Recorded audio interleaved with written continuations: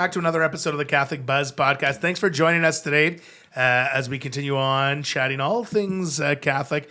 We are in the season of Lent, so I hope that this season can be fruitful for you, and that our prayer, our fasting, our giving alms is taking on a new sort of look this year, as we're not just giving up something simple like we always do, but we're really going to dedicate ourselves to entering into the season of Lent a little more fully this year. My name is Father Daniele, and I'm always joined by Josh Sullivan. Hello. Welcome to you, Josh. And Matt Van Milligan. Hi. Welcome to you, Matt. And we are right into the season of Lent already. Beautiful time every single year. Love the season of Lent. It's a real time for transformation. It's a real time to grow in the Christian life. And, every year that Lent comes, I get a little more and more excited for it. I know that sounds weird because people are like, oh, I got to give something up. But I see every single year at Easter a change in my spiritual life. And that's why I look forward to Lent. And it's funny because we should do that all the time. But it's like Lent comes around and we're like, oh, okay, fine, I have to. Yeah. It's Lent. I think you have to have a few good Lents under your belt before you see the value of it. Yes, okay, that's true. I find it funny that actually, but as you said that, I think that's one of those things that a lot of Catholics might not live by other Catholic teachings necessarily, but a lot of them recognize Lent. It's one of those things. They seem, okay, I got to go to Ash Wednesday. Got to go to Ash Wednesday. Good Friday. Got to get my ashes, And then even some of the ones that I'm going to say Catholics that may have fallen away. I remember talking to this one guy one time, and actually I was talking to his wife, and he said, "Oh, well, my husband doesn't eat meat on Fridays." I was like, and I knew that they were not Catholic; they were Protestant, and I was like, "Oh, wait, well, you guys don't eat meat on Friday?" I know that's a Catholic thing, and they said, "No, yeah, it's, he used to be Catholic," and I was like, oh, but he still kept up that tradition of not eating meat on Friday because he found it to be a significant practice. Yeah, isn't that funny? Yeah, it's weird. Yeah, it's like even people who don't practice, like even non-Catholics like to wear ashes on Ash Wednesday now. I know. I see in every year on Instagram or YouTube, you see videos of priests just on the streets, just offering ashes. People want to be part of it. It's like Lent does something to people. Like people want to be part of Lent. Lots of people participate in Shrove Tuesday, Mardi Gras. And it's funny because part of Lent reminds us of suffering, right? Yeah. Which is so funny how people love Lent. And okay, maybe not love Lent. I shouldn't say love. I love Lent. But how people want to participate in the traditions of Lent, because Lent is generally a 40-day period where we're removing things from our life, right? And I love the beautiful, you walk into the church and everything's bare. You're just like, oh, there's no flowers, there's no decorations, there's no nothing. And you're like, wow, we are in a barren time of Lent here. And it's supposed to reflect the fact that, we're on this 40-day journey with Jesus in the desert, right? And so it does sort of create an atmosphere where we reflect on our sins, we reflect on the things in our life that aren't going well. And ultimately, it makes us reflect a little bit on suffering. Jesus is suffering in the desert. He's being tempted, all these things. He comes out of the desert after 40 days, ready to move forward in ministry. And it always reminds me of the question that people ask. Lots of Catholics always ask the question, and maybe an obstacle to people not practicing their Christian faith either is why do people suffer? If God is so good, why do people suffer? And that's probably a question that people ask a lot. Probably a question that people ask, maybe the most, if God exists, why does he allow suffering? If God is so good, why does he allow? If Jesus died for us, why is there still sin? Why is there still suffering? So during the season of Lent, where we're talking about sort of themes that go along with the season of Lent, today we're going to talk about suffering and what it means. What's the proper way to enter into this or to understand our suffering? Because oftentimes the struggle that I think people understand, what I think people understand, and it's a struggle for them, is they literally, some people believe that God allows us to suffer because he's mean. God allows us to suffer because we've done bad things. God allows us to suffer because like we're just not living up to the Christian faith. That's not the case. I can appreciate the fact that people think that because maybe that's their life experience, and maybe that's how they feel, right? And there's a little bit of truth to it, not a lot of truth. It's a misunderstanding of the truth. I'm going to say there is suffering in the world because there's original sin, but and God allows us to suffer sometimes. Not because we've done something wrong, but as a consequence of our sin. He allows that consequence to happen, maybe because we've sinned, but not that he's wishing it on or asking it for it. But what we miss the whole picture is the gift that suffering is to us. Like if you think about it, anything that's good takes suffering. And what I mean by that is, let's say, parenthood. Parenthood in general, raising your kids. If you're going to raise your kids right, it's going to take some suffering. If you are into exercise and you want to grow big muscles, it's going to take some suffering. If you want to study and be the smartest person in your class, it's going to take suffering. It's going to take some late nights and some hard. So everything in our what we don't understand though is that sometimes suffering and we don't relate it to something worth getting. And so this is suffering. This is pointless suffering. And so like if I'm exercise, if I want to be the strongest guy out there and I'm suffering through the exercise to get there, that makes sense to me. So that what I think a lot of times people don't understand is why do I suffer needlessly or why do I? And it's because you're not supposed to suffer needlessly. Yeah. That there is a point behind accepting the suffering. Yeah, and to come back to what you were saying, that like even if you use that as a kind of pretext to reject God, that there's suffering in the world, like not believing in God doesn't solve the problem of suffering. You're still going to suffer. Like you can blame the second law of thermodynamics, but like you're going to, like, material decays and breaks down and whatever. Like suffering is ubiquitous, but through belief in God and through faith, you have the opportunity to see suffering in the light of redemption. That there is redemptive suffering. That there is.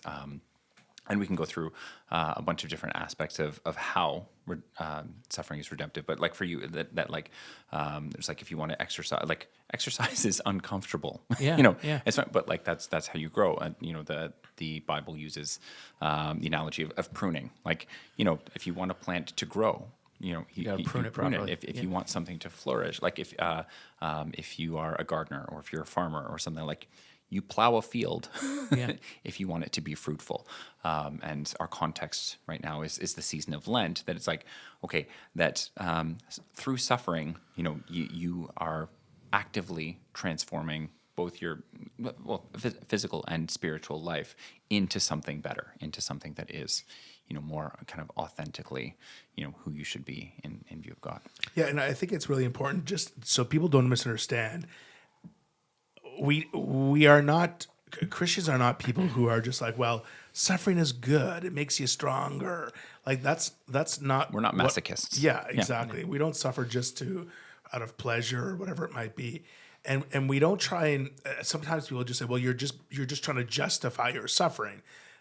So I want people right from the, close to the beginning of our discussion here is, if you can, to meditate, to look at Jesus on the crucifix, because I think this is where we understand suffering.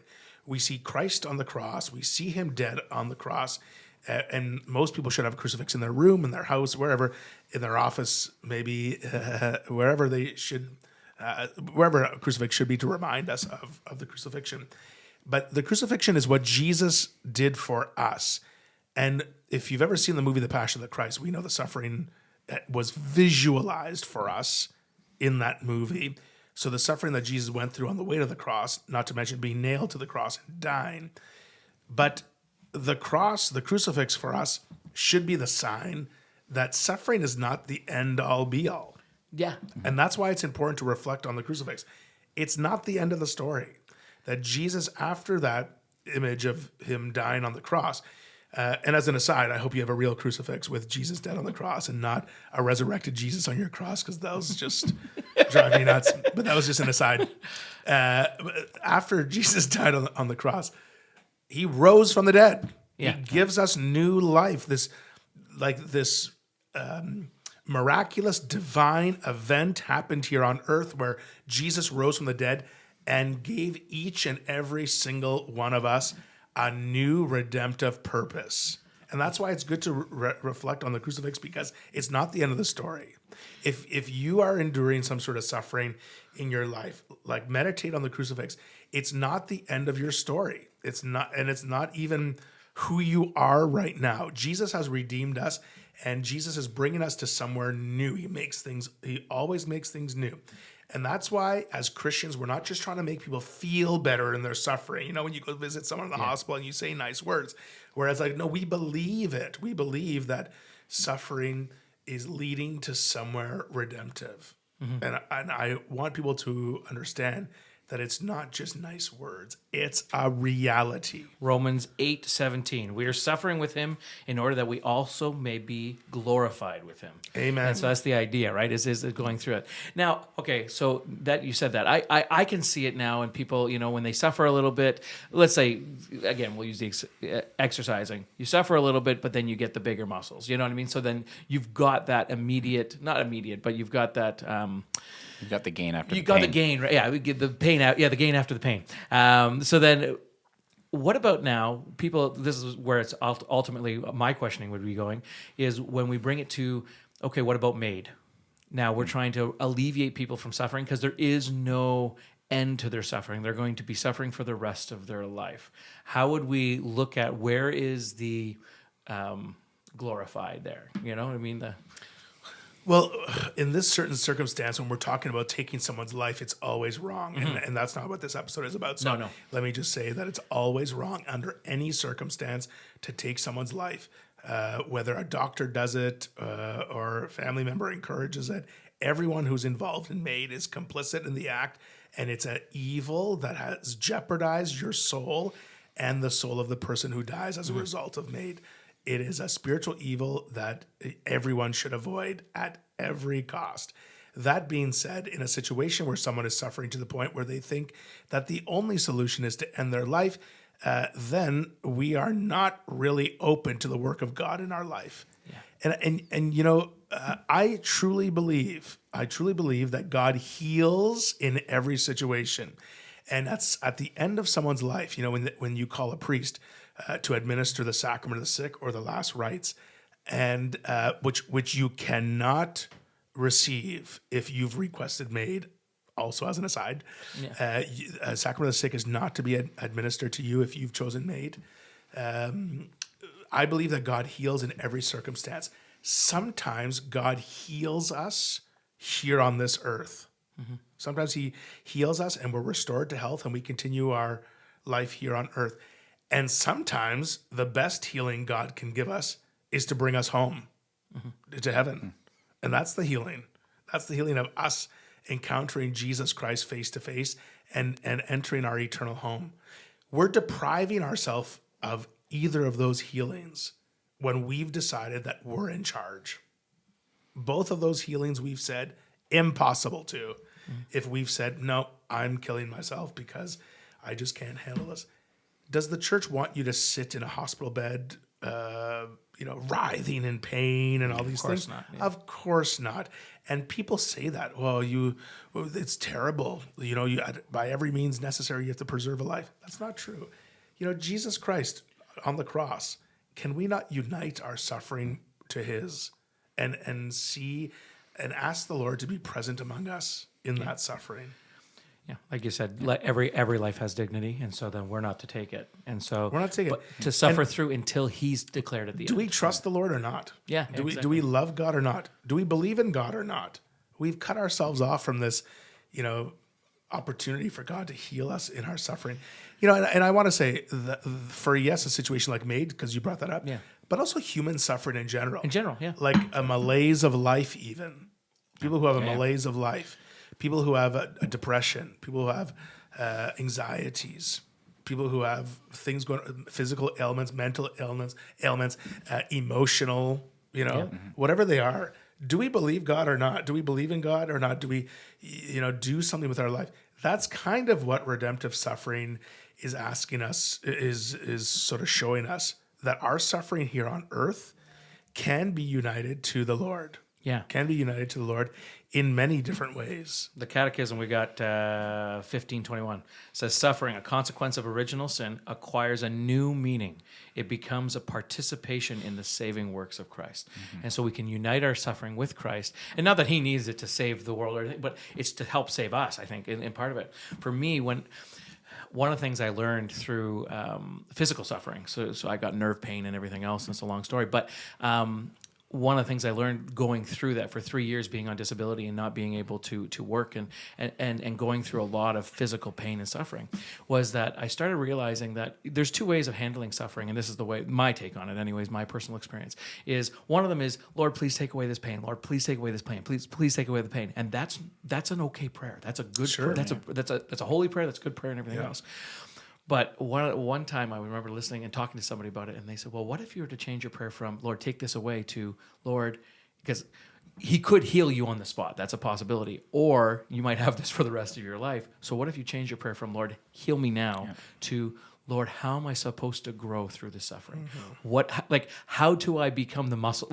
What muscle am I growing in this pain? What is it that you want me to grow? And there's such a strength, such a grace, I'm going to say, when you take on that. And again, both prayers are okay. One of them is just different than the other, and it depends on where you are in your faith life. But if you offer up the suffering, you take the suffering and say, okay, how do you want me to grow in this? And sometimes it's just the full surrender. Sometimes, okay, Lord, whatever you want. And sometimes it's the biting your teeth, grinding down because you feel like your whole body's on fire and it's just burning, and that no Tylenol in the world strong enough to take it away from you.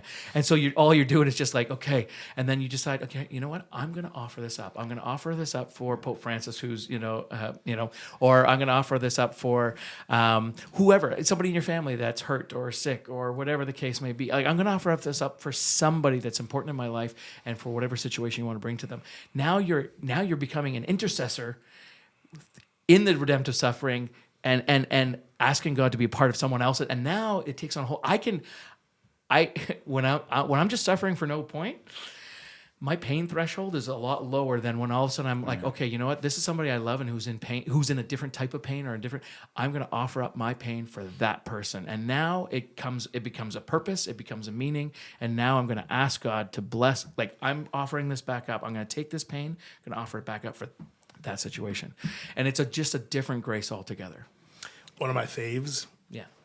John Paul II, he wrote in this apostolic letter on the search for meaning in your suffering, right? And part of finding meaning there is offering it for someone. The document, right? You know this document, Matthew. Yes. Salvifici Dolores. And on the question of human suffering, written in 1984, which was a very good year, a very great year. And if you can tell us, like, John Paul II here was answering sort of these questions about suffering and finding meaning and purpose. Imagine today telling someone who's in the middle of suffering, you can find meaning and purpose in your suffering. Yeah. John Paul II said this. Yeah. Right? And he draws the distinction that you drew earlier, that, like, a lot of times we think about suffering, we think about physical suffering, that it's like we think about pain, we think about, but like moral suffering, that there's like that spiritual suffering, that like a lack of hope, a lack of faith, a byproduct of that could be all of the things you were talking about, like things like depression, things like, but one of the things that comes up is that a lot of times the pretext for consolation and hope is suffering. So just like if we are, spending our time, our resources, our money, just like avoiding suffering, we're making ourselves as comfortable as possible. We're not practicing Lent at all. Like we're just, we're just staving off, mortality and all of that. It's like that. There's nothing hoped for when you. So like if you encounter the situations, like I appreciate my health, now a lot more because I've gone through a period of my life where I was not in good shape, or not in a very healthy state. Like and you experience this, like if you have a really bad cold or sickness or something that like knocks you out, like you really appreciate not being afflicted, not being, and as you said, a lot of times when you're in that moment, your first instinct isn't to unite your suffering with it, but you have those two options, like Yeah. the same options that Jesus worked through in Gethsemane. He's like, if this cup can be taken from me, take it from me. Yes. But then getting to that point of like, but not my will, Your will. your will be done. Another thing is like suffering can be a call to action. Recognizing that there is suffering in the world can cause you to be more charitable, can cause you to serve people who are in need. Just talking about identifying with Christ in our suffering, because Christ identified with us in taking on our humanity and choosing, to suffer on the cross. That is a complete inversion of every other religion up to that point. There's like we think about kind of the Israelites coming out of Egypt. Suffering was the context for their exodus. That is like God saw their suffering, and a Pharaoh who saw himself as God, and this is the image of God, a not suffering God, a God that builds his identity and his kingdom on the suffering of others. It's a complete inversion of that story, that God would come down in infinite glory and take on the fullness of humanity, including the most extreme suffering that anyone could endure. Again, the document calls us to see our own suffering in view of participating in the sanctifying work of Christ, but also kind of joining our suffering to his for the sake of the world.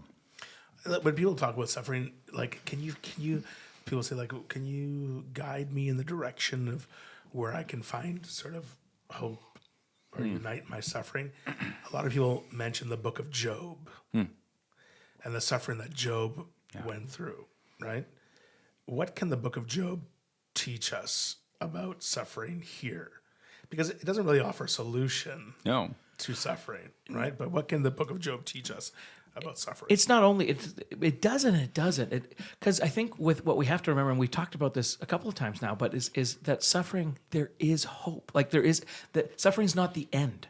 There is an end. Like even when we're suffering through Lent, if you will, there's then the resurrection. There's Easter. There's at the end there. When we're suffering through the end of life, let's say, there is still the resurrection of the body. There's still going to heaven afterwards.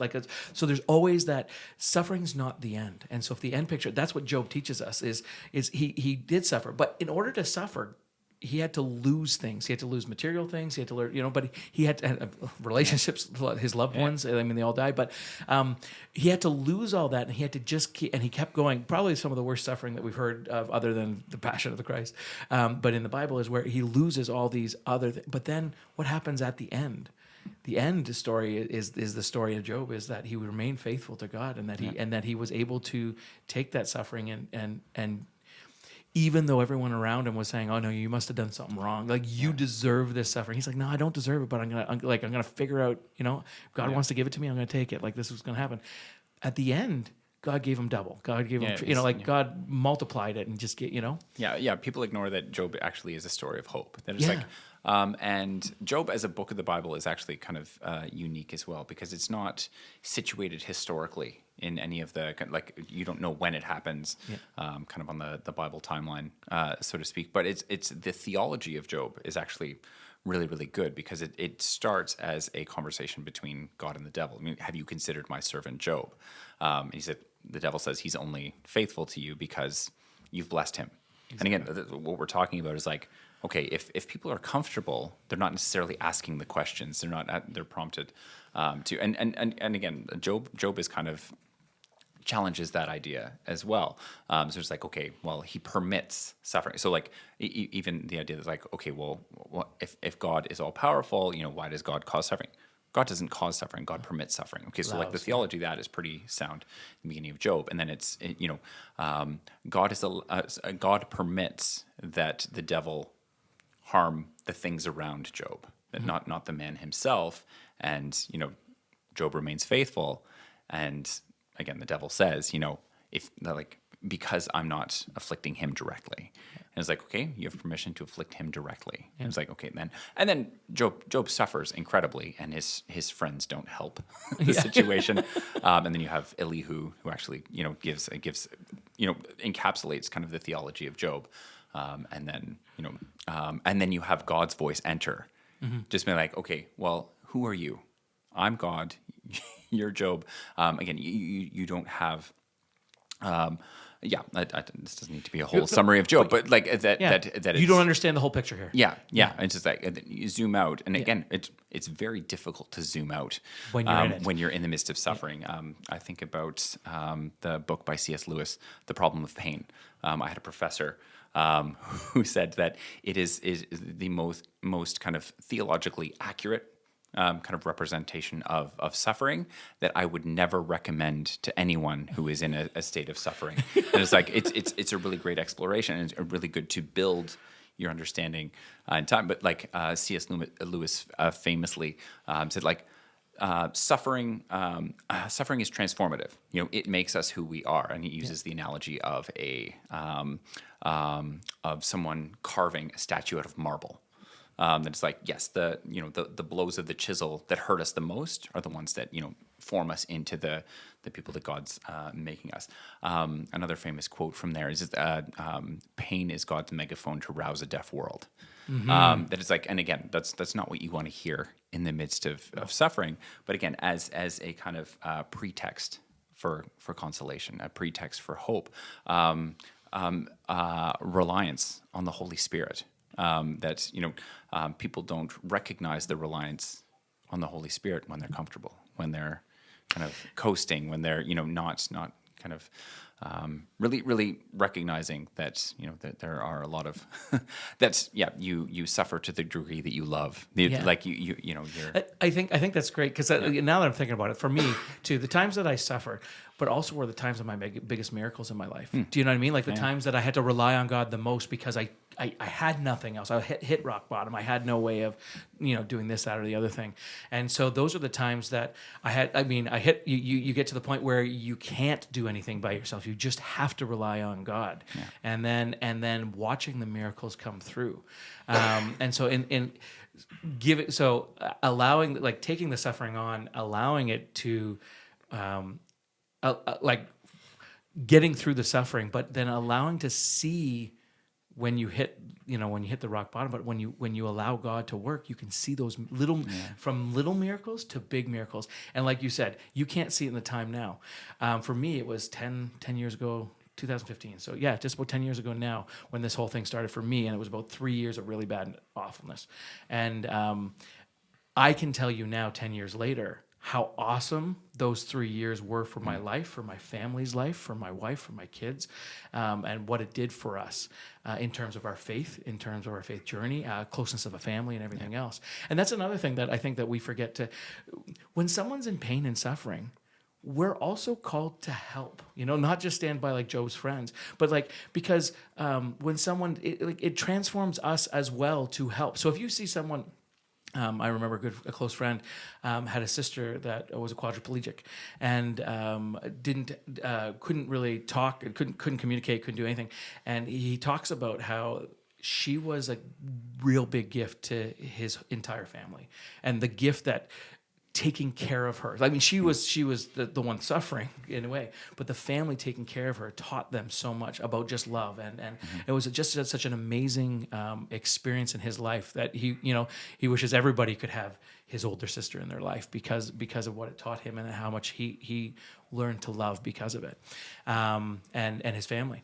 And so that's the other part of that suffering is having other people come into the picture to help, to love, to support, to and hopefully though supporting in the right way, supporting in the suffering, and making sure that your faith life is growing, not oh yeah, you don't deserve this, like that's not a way of helping necessarily. It's helping them, loving them in their suffering. It's good stuff. Yeah, there's spiritual value there, right? I over our discussion, we've talked about uniting our suffering with Christ. We talked about being in solidarity with others who are suffering. Like suffering helps us to be more aware of the plight of others, I guess, right? We've talked about offering up our suffering, which I think is a huge thing. Yeah. I often ask, parishioners in the hospital or nursing homes, to offer up their sufferings for a particular intention or for an increase in vocations or something, right? Like something that they can apply that to. We're talking about like how you can grow spiritually in suffering, right? And to find meaning. I know that sounds weird, but find meaning in your sufferings. But also I think it's really important not to forget that when we're in the midst of suffering, it's hard. That's why it's important now to sort of pray about those sort of things. So when a situation like that does come, it doesn't catch you off guard, and you don't lose all hope. You mentioned like this sort of crisis of hope that this world is in, right? And that's when suffering comes, people are more like a woe is me, like. That's why though the season of Lent is such a great part. It's because you're allowing yourself to suffer little bits. So that you have that self-control, so that when you are suffering a little bit, you learn to offer it up. You learn to, through the little sufferings, so that when the big suffering does come, it's almost like what they talk about plane pilots who can eject right away. Like as soon as something goes wrong, they eject. And it's muscle memory. They don't even know that they're doing it. It's just automatic. You know what I mean? Or a policeman pulling out their weapon at a specific, like all those types of things. Muscle memory. We got to have spiritual muscle memory, you know what I mean? And so doing the little sufferings, taking on the little sufferings or allowing the little sufferings to happen allows us, so not having meat on Friday, that's a small little suffering. And if we don't, that's supposed to be not only on Lent, but throughout the entire year. And if we're not doing it through the entire year, you're supposed to do some other act on Fridays so that to help you, again, get to that little bit of suffering or that little bit of something so that when the bigger stuff comes, your muscle memory automatically allows you to go, okay, I've gone through stuff like this. I'm going to relate back to now relying on God and, praying through it. Yeah, and there's that trusting that even when we're in situations that aren't like our day-to-day, like, it's really easy to love and believe in God when everything's going well for us.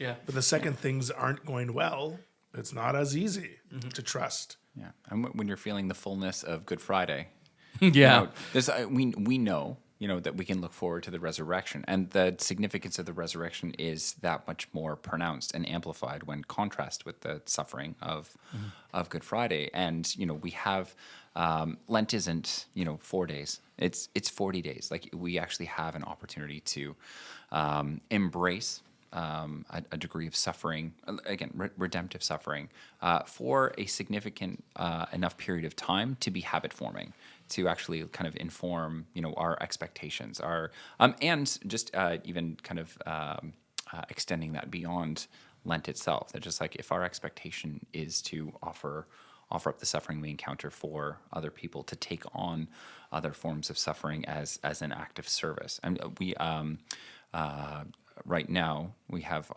my wife's 92-year-old grandmother living with us and our family who has very advanced Alzheimer's. So again, that's not easy, and it's difficult, and it introduces and a lot of sometimes the kids don't understand. Why is Nanny yelling, or why is whatever, like, and it's it would be a lot easier if she weren't there. Yes, it wouldn't necessarily be better. It's good for our kids' expectations to see that this is a reality of life, that the body degenerates, it breaks down. It's good for them to not only think about themselves. It's good for me to not only think about myself. It's it's good for me to break out of my own expectations of entertainment and leisure and comfort, and serve the needs of someone else. So again, there are all kinds of opportunities for this that we don't always think of, or we don't always embrace, because again we don't. Sometimes we don't take Lent seriously, or we don't look forward to Lent as an opportunity to exercise that muscle, to grow in that virtue. Yeah, and I want to encourage people, like in times of suffering, like don't hide from the sacraments.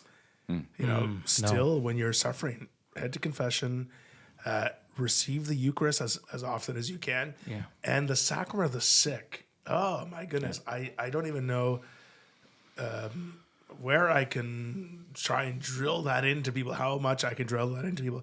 Some people only call for the sacrament of the sick at the very last minute when someone's breath is getting shorter and they're on their way out of this The life. casket's coming. Yeah. Yeah, the funeral home's already on the way.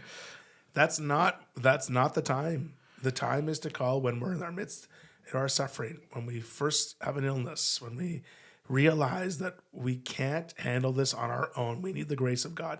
I've seen powerful things happen in the sacrament, the sacrament of sick people being healed, and it's a beautiful sacrament. Christ has given it to us. Christ has given it to the church to heal people. So rely on the sacrament. And the last thing I want to say is, I started, I guess, talking at the beginning of the episode about looking at your crucifix, and imagine, this is probably not on your crucifix on the wall, but imagine to the bottom right or left of that crucifix, there's Mary.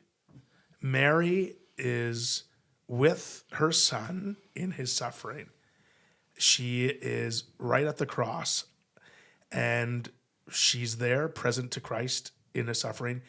She is also present in our sufferings. She's helping us to remind ourselves of being united to Christ. And I think it's really important for us not only to rely on Mary's help, but also, if we can in our life, to be like Mary, that we're going to try and be present at the cross of other people's sufferings too. And I think that's a really beautiful way for us to understand our own suffering, that just like Mary was present with Jesus, God is present to us in our suffering, and we should also be present to our brothers and sisters who are suffering as well. There's so many beautiful things we could say about suffering.